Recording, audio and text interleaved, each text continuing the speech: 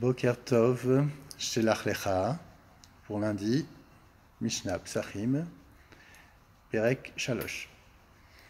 Donc on va parler essentiellement du Chametz et des mélanges, ou de ce qu'on appelle le Chametz Nokshe. Alors, première Mishnah. Elo Ovrim Bepesach, donc on va voir des produits sur lesquels on est Chayav, d'un lave, mais pas Chayav Karet, qui sont des mélanges. Donc Koutar Ababli, c'est une sorte de yaourt où il y avait en fait du lait, des miettes de pain et du sel. Shechar Amadi, c'est de la bière qui est fait à base d'orge. Chometz Adomi, c'est un vinaigre aussi qui est fait à base d'orge. Zitum Amitri, c'est une décoction d'orge, de safran et de sel. Zoman Shel Atzabaim, c'est un mélange dont se servait le teinturier qui était fait d'eau, de son et de blé. Ve'amalin Shel Tzabachim, c'est de l'amidon qu'utilisaient les cuisiniers.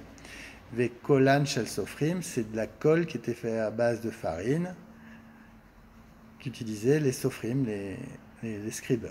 Rabbi Eliezer Omer, Af Tarchite Nashim, donc c'était des produits de beauté qu'utilisaient les femmes qui étaient faits à base de chametz. Zeaklal, Kol She'u Memin Dagan, Areze Over Bepesach, Are Elu Beazara, Ve'en Baen Mishum Karet. Donc le Rabbi Eliezer nous donne la règle.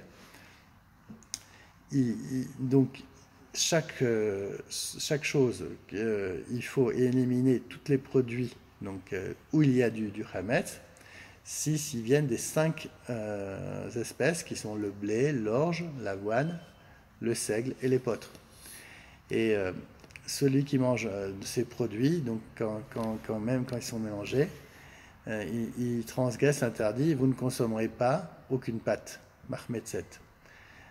Par contre, il n'est pas chayav karet, comme on l'a expliqué. Mishnah Bet. Betsek chez Bezike Areva, Im yesh kazait bemakom echad, chayav levaya.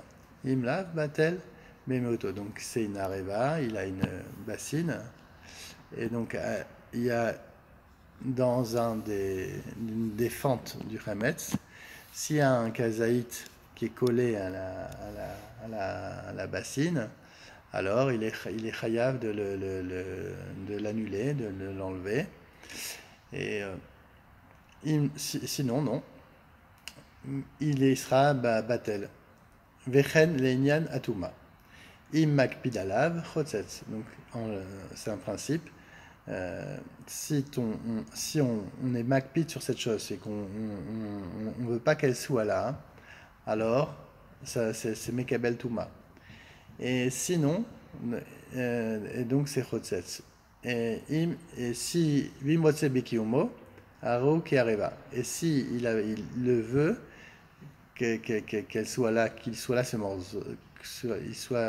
ce morceau, c'est comme le din des areva de la batsek, acharesh.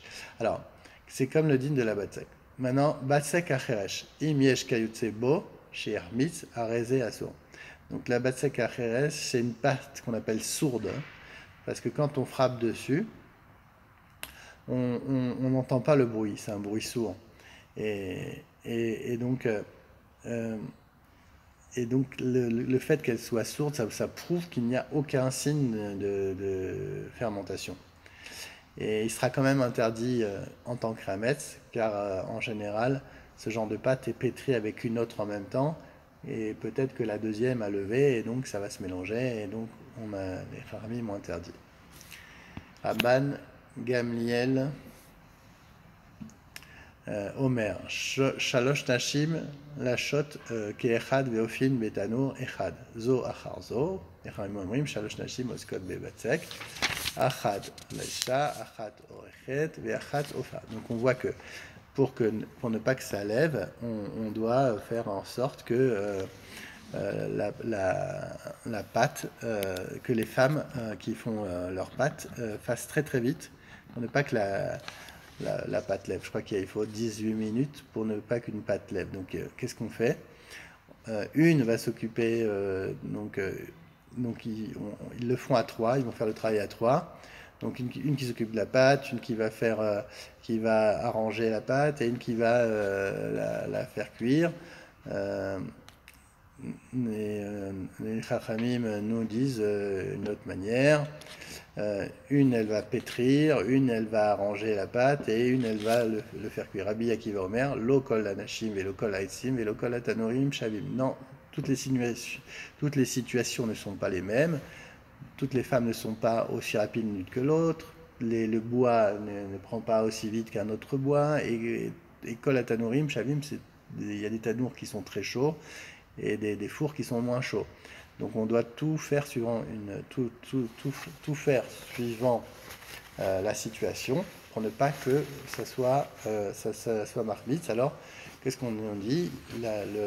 Qu'est-ce qu'il faut faire? Zeaklal tafar vetil tosh batsonen. Elle doit en tapant sur la pâte avec de l'eau froide, ça empêche la fermentation et donc c'est ce qu'il faut faire pour éviter toute fermentation.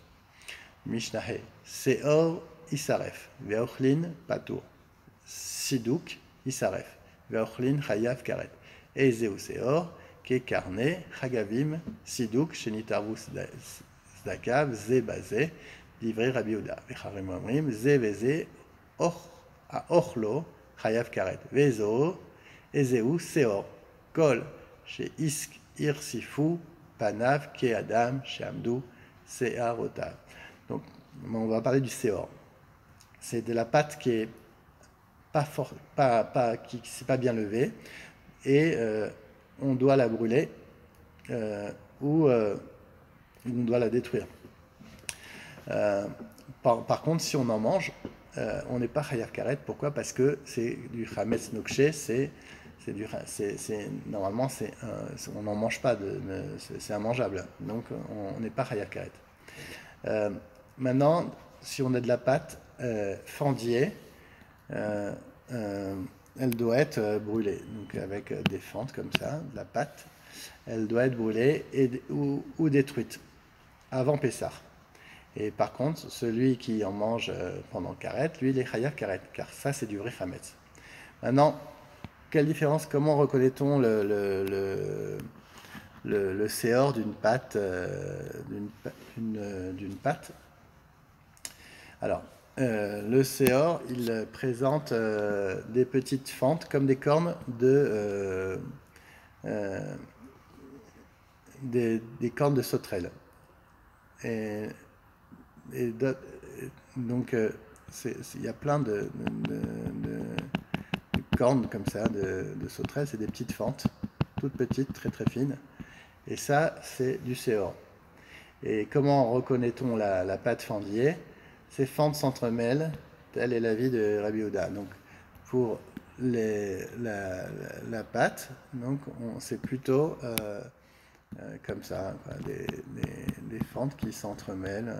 Et ça, c'est de la pâte fendier. Pour les Chachamim, la pâte est considérée comme fendier avec sous peine de kéret si ces fentes sont comme des cornes de sauterelle. La pâte appelée séor, dont la consommation n'entraîne pas la peine de kéret, donc c'est un séor qui n'est pas encore assez monté. Elle est comment? Elle est blême, elle est très très pâle, comme la figure d'un homme terrorisé, dont les cheveux se hérissent sur la tête, quelqu'un qui est pâle, et donc c'est quand elle a cette couleur. Donc c'est du séor qui n'est pas encore monté, et on ne serait pas chayav karet. Mishnah shesh. Aoler lishrot et pisro, vela moul et bino, velechol seudato erusin bebeit chamiav, veniskar sheyesh lo chametz betor beto, im yachol arzor velavaer velarzor lemitzvato yarzor veivaer, veimlav vevatlo belibo.